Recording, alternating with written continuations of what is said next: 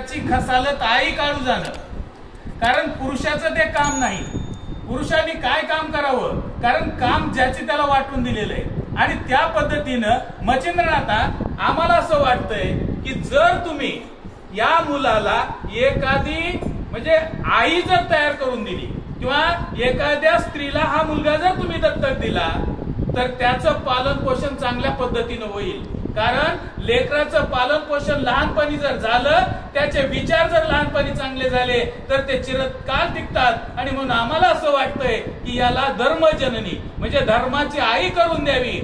मच्छिंद्रनाथांनी प्रश्न केला, गोष्ट खरी आहे, पण हे लेकरू तुम्हाला माहित नाही, कारण हा मुलगा कोण आहे हे आम्हाला माहित आहे. आणि हा मुलगा कुणाला द्यावा, कारण त्याला सुद्धा सांभाळण्याच्या लायक असलं पाहिजे.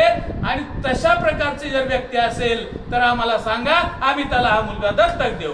हायचे बोलत मच्छिंद्रनाथ विचार करीता ते ग्रामस्थ, तो ग्रामा माझी विप्रग्रहात मधुनामा नांदत असे.